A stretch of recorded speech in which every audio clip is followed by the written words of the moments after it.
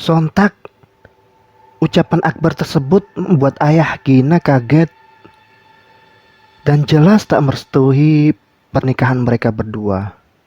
Selain karena usia Gina yang masih sangat muda, ia pun juga belum menyelesaikan pendidikannya. Pada saat itu juga, Akbar langsung membeberkan jika Gina telah mengandung darah dagingnya.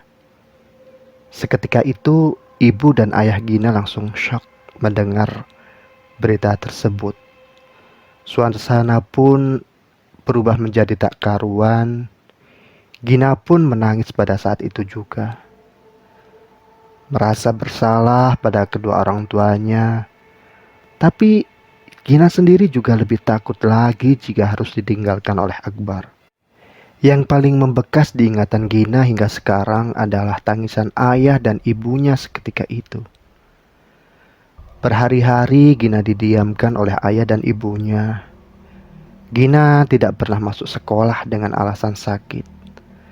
Padahal menuju ujian nasional tinggal beberapa minggu lagi. Akhirnya ayah Gina mengambil keputusan untuk menikahkan Gina dan Akbar. Tak ada pilihan lain menurut ayah.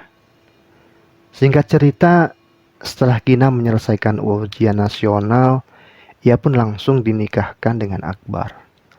Acara pernikahan mereka pun digelar biasa-biasa saja. Dan saat itu teman-teman Gina sedang bersiap untuk tes masuk ke perguruan tinggi. Akan tetapi, Gina sendiri sedang menikmati masa kehamilan. Saat itu pula banyak teman-teman Gina yang mengucapkan bahwa Gina hamil di luar nikah. Suatu ketika Gina sempat bertemu dengan Risa setelah menikah. Dia seperti terlihat sangat senang melihat kondisi Gina. Risa juga bercerita jika dia telah diterima di Fakultas Ekonomi salah satu universitas ternama di kotanya. Rasa iri pasti terbesit dalam pikiran Gina. Tapi dia sendiri tidak bisa melanjutkan kuliah karena dia lagi hamil. Selama menikah, Akbar pun belum juga dapat pekerjaan. Mereka tinggal di rumah Akbar bersama ibu Akbar. Mertua Gina pun selalu bersikap baik, mungkin karena tidak punya anak perempuan. Jadi, mertuanya mengurus dengan baik Gina saat hamil. Mertua Gina memiliki toko grosir kelontongan yang cukup besar di kawasan mereka tinggal.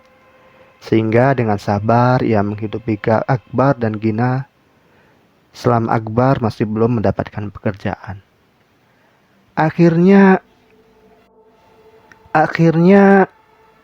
tibalah Gina untuk melahirkan, dan ia melahirkan anak laki-laki yang sehat dan sempurna. Anak mereka dinamai Andriansyah. Akbar merasa sangat bahagia memiliki anak laki-laki.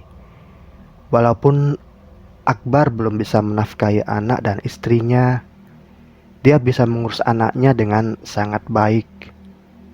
Dan ia pun sangat telaten dan baik juga terhadap Gina. Tapi entah kenapa setelah melahirkan, Gina justru menjadi benci kepada Akbar. Padahal sebelumnya Gina sangat amat mencintai Akbar. Walaupun Akbar tidak melakukan kesalahan, tapi di mata Gina Akbar tetap salah. Apalagi ketika dia belum dapat pekerjaan juga. Gina selalu mengomel dan mengomel setiap harinya.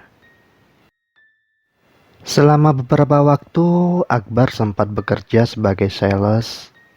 Akan tetapi karena memang dia tidak tekun, dia malah keluar dari pekerjaan tersebut. Sedangkan Gina ingin sekali bekerja untuk bisa menyambung hidup bersama anaknya. Hingga akhirnya ia pun mencoba melamar ke beberapa perusahaan. Akhirnya Gina diterima menjadi kasir di salah satu supermarket. Meskipun ia sempat merasa malu bekerja seperti itu. Tapi mau tidak mau ia pun harus bekerja. Beberapa kali Gina bertemu dengan teman SMA-nya. Perasaan malu sangat terasa. Karena kebanyakan dari temannya sudah berkuliah atau memiliki pekerjaan yang amat menyenangkan. Saat itu Gina hanya bisa menyalahkan Akbar karena telah membuat hidupnya menjadi terpuruk. Setelah menikah, orang tua Gina jadi kurang peduli terhadapnya.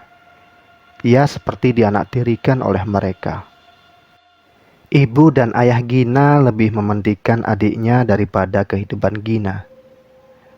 Karena sering bertengkar dengan Akbar, Gina pun pada akhirnya meminta cerai pada Akbar.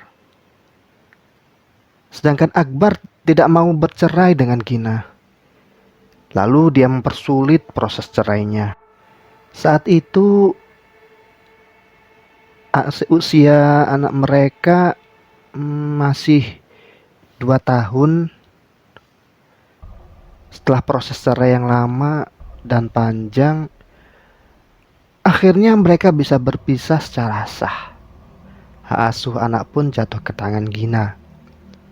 Saat itu Gina benar-benar tak menyangka jika guna-guna yang dipakai oleh Akbar benar-benar membuat hidupnya berantakan. Tapi Gina pun mencoba menata hidup yang baru hingga berkeinginan untuk kuliah. Walaupun sedikit terlambat, tapi mungkin Gina masih bisa mencapai cita-citanya. Ia mencoba menghubungi Risa hingga kembali intens berkomunikasi. Saat bertemu dengan Risa, ia pun mengutarakan ke Risa jika ia ingin melanjutkan kuliah. Dan Risa pun juga mendukung kalau Gina ingin kuliah.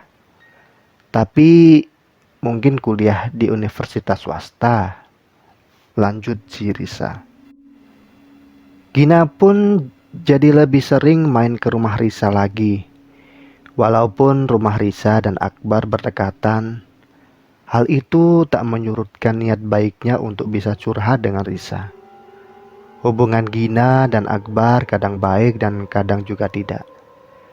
Suatu hari, Gina menumpang sholat di kamar Risa. Tapi kata Risa tidak boleh sholat di kamarnya. Ia lalu menyuruh Gina untuk sholat di ruang tamu saja. Sudah di ruang tamu, tapi mukena pun belum juga disiapkan oleh Risa. Mungkin saja dia lupa. Jadi Gina berinisiatif mengambil mukena sendiri ke kamar Risa. Saat itu Gina tidak tahu Risa kemana. Mungkin dia lagi ke lantai 2 rumahnya.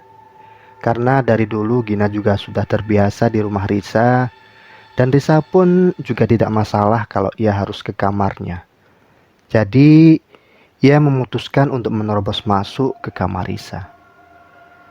Saat membuka kamar Risa, mata Gina langsung berkeliling mencari mukena yang dimaksud, tapi ia tidak menemukannya. Lalu Gina berinisiatif membuka lemari Risa, karena biasanya Risa menyimpan mukena di lemari. Di lemari bagian bawah, ia menemukan mukena yang dimaksud. Akan tetapi ketika ia menarik mukenanya, ada beberapa kertas yang jatuh.